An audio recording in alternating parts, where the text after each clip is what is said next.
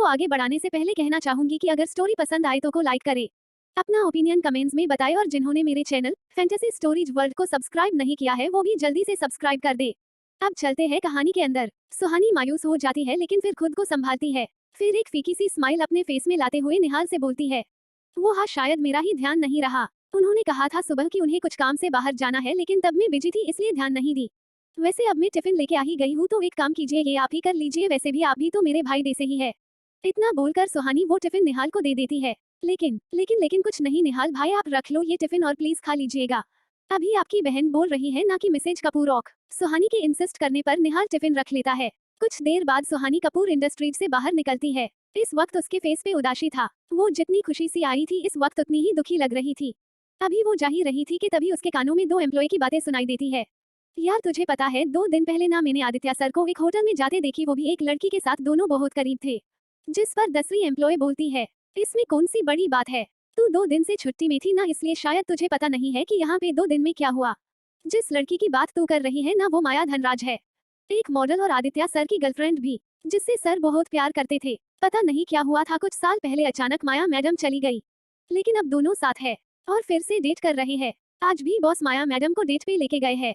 तू इतनी कॉन्फिडेंस के साथ कैसे बोल सकती है, पहली एम्प्लॉय पूछती है दूसरी वाली से। यार वो क्या है ना, कल रात को जब मैं फाइल पे साइन करवाने आदित्य सर के केबिन में गई थी ना तब मैंने उनकी थोड़ी बातें सुन ली थी।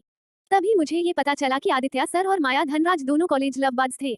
माया मैडम सिर से नाराज थी और अपनी पुरानी बातें उन्हें बता रही थी। तब सर ने उन्हें आज डेट पे ले जाने का प्रॉमिस किया था। अगर तुझे मेरी बात पे विश्वास नहीं हो रहा है ना तो जाके देख लेना, आज आदित्य सर नहीं होगे ऑफिस में।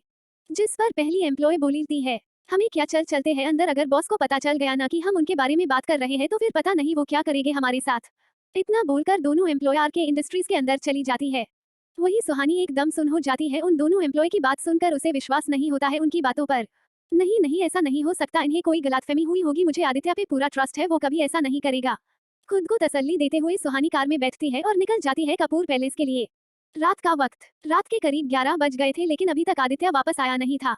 सुहानी वही लिविंग हॉल में बैठी आदित्य का वेट कर रही थी। आर के इंडस्ट्रीज से आने के बाद उसने कुछ खाई भी नहीं थी। बार बार उसके जेहन में उन एम्प्लॉय की बातें याद आ रही थी, इसलिए वो वही लिविंग रूम में बैठी आदित्य के घर आने का इंतजार कर रही थी ताकि सब क्लियर कर ले कंफ्यूजन को। उसे बस आदित्य के घर आने का वेट था। वही वेट करते करते रात के 11 बज गए थे लेकिन अभी तक आदित्य नहीं आया था। ऐसे ही सुहानी की आंख लग जाती है आदित्य का वेट करते हुए। अगली सुबह सुहानी की आंख खुलती है तो वो खुद को बेडरूम में पाती है। ये देखकर सुहानी के फेस में स्माइल आ जाती है। फिर अपने आसपास देखती है तो उसे आदित्य कहीं नहीं दिखता है, जिससे वो थोड़ी अपसेट हो जाती है लेकिन फिर ये सोचकर खुद से ही बोलती है, सुहानी तू फालतू में ही टेंशन लेती है, आदित्य को तेरी फिक्र है तभी तो वो तुझे लिविंग रूम से यहाँ अपने बेडरूम में लेके आए। तू दूसरी की बातों में ध्यान मत दे, वो तुझे कभी चीट नहीं करेंगे, बस अभी थोड़े बिजी है इसलिए तुझे टाइम नहीं दे पाते हैं। फिर कुछ सोचकर बोलती है, कल नहीं परसों हमारी मैरिज एनिवर्सरी है, उसी दिन मैं आपको सरप्राइज दूंगी और ये गुड न्यूज आपको बताऊंगी। ये बोलकर सुहानी अपने फेस पे बड़ी सी स्माइल लेके बाथरूम में जाती है फ्रेश होने। कुछ देर बाद वो शॉवर लेके बाहर आती है बाथरूम से। वो अभी बहुत ही खुश थी। सुहानी मिरर के सामने खड़ी होकर रेडी हो रही थी। वो बहुत ही एक्साइटेड थी एनिवर्सरी को लेकर। वो अभी सोच ही रही थी कि तभी डोर नॉक होता है, जिसे सुनकर सुहानी अपने ख्यालों से बाहर आती है और डोर ओपन करती है, जहाँ पे एक सर्वेंट खड़ी थी। जी बोलिए, कुछ काम था आपको? सुहानी सर्वेंट से पूछती है। मैडम वो आपके और साहब के लॉन्ड्री वाले कपड़े चाहिए थे। इतना बोलकर वो मेड चुप हो जाती है। तुम रुको मैं लेके आती हूँ कपड़े, इतना बोल वो बाथरूम में जाती है और अपनी और आदित्य के कपड़े जमा करने लगती है। वो अभी रख ही रही थी कि अचानक उसकी नजर आदित्य के शर्ट पे पड़ती है, जहाँ पे लिपस्टिक के निशान थे, जिसे देखकर सुहानी चौंक जाती है। ये तो लिपस्टिक के निशान है लेकिन आदित्य के शर्ट पे क्या कर रहा है? क्या वो एम्प्लॉय सच कह रही थी? क्या सच में आदित्य कल माया के साथ डेट में गए थे? ये सब बोलते हुए सुहानी की आंखों से आंसू बहने लगते हैं। काफी देर वो वैसे ही शर्ट को देखकर रोती रहती है, फिर खुद को संभालकर अपने आंसू पोंछती है और कपड़े मेड को दे देती है। फिर रूम का दरवाजा बंद करके वहीं पे नीचे बैठ जाती है और अपने आंखों में आंसू लेके खुद से ही बोलती है, आदित्य ऐसा नहीं कर सकते, ये सब झूठ है। वो आ जाएंगे तब मैं उनसे पूछ लगी इस बारे में, जरूर मुझे ही कोई गलतफहमी हुई है। ये बोलकर सुहानी खुद को तसल्ली देती है। सुहानी खुद को संभालती है और इन सब से ध्यान भटकने के लिए शॉपिंग में जाने का फैसला लेती है, ताकि उसका मन इन सब से भटक जाए। सुहानी वहां से उठती है और अपना फोन साइड टेबल से लेके किसी को कॉल करती है।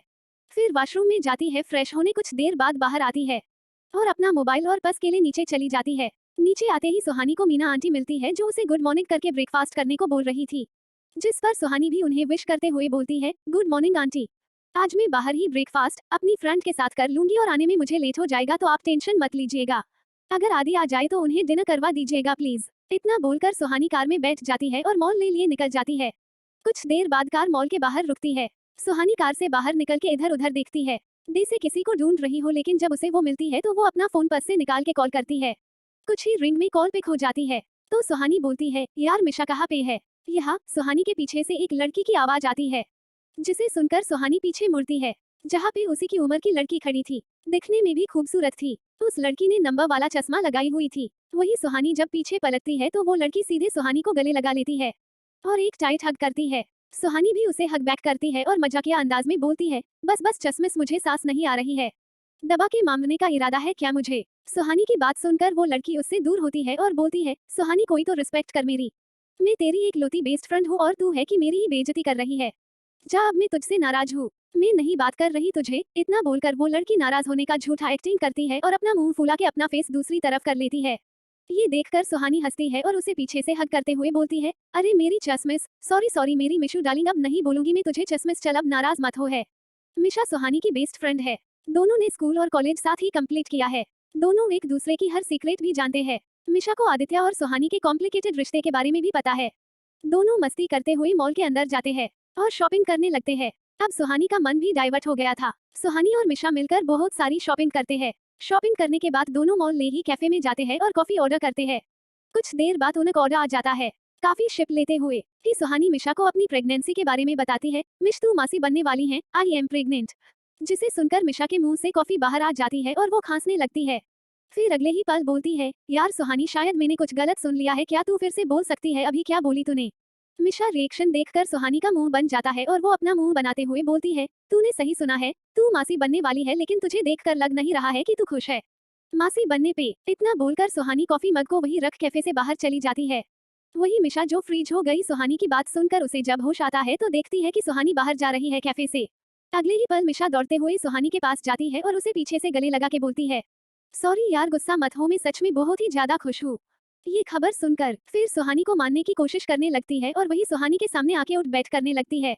यार सुहानी देख, मैंने अब उठ बैठ भी कर रही हूँ, प्लीज अब नाराज मत हो, देख सब इधर ही देख रहे हैं।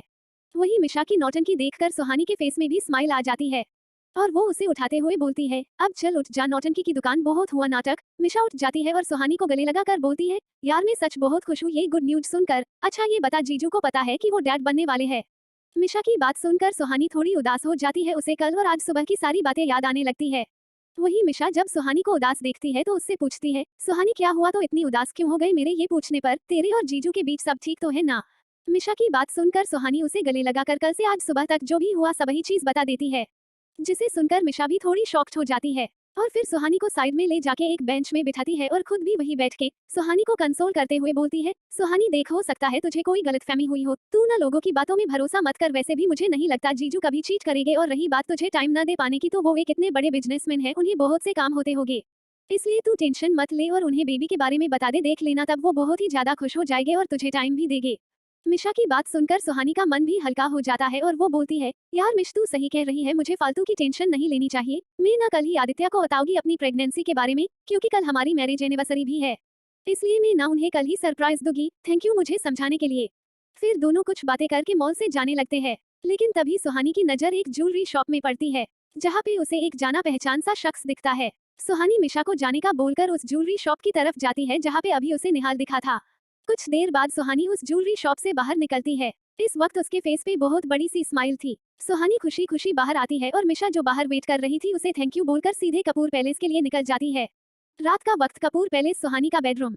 सुहानी आज डिनर कर ली थी क्योंकि आदित्य आज क्लाइंट के साथ ही डिनर करके आने वाला था, जो निहाल ने उसे पहले ही बता दिया था। सुहानी अपने बेडरूम में बैठ के फोन पे मिशा से चैटिंग कर रही थी और सरप्राइज प्लानिंग के बारे में डिस्कस कर रही थी। रात के 12:30 हो गए थे। सुहानी आदित्य के घर आने का वेट कर रही थी, लेकिन डन, आज का सफर यही खत्म होता है। मिलते हैं अगले एपिसोड में। रेगुलर एपिसोड के लिए स्टोरी को लाइक करें, साथ ही स्टोरी को लेकर अपना ओपिनियन कमेंट में बताएं। एंड ऐसे और भी रोमांचक कहानी को सुनने के लिए मेरे चैनल फैंटेसी स्टोरीज वर्ल्ड को सब्सक्राइब करें और न्यू अपडेट्स के लिए बेल आइकॉन को प्रेस करना ना भूले। Thank you.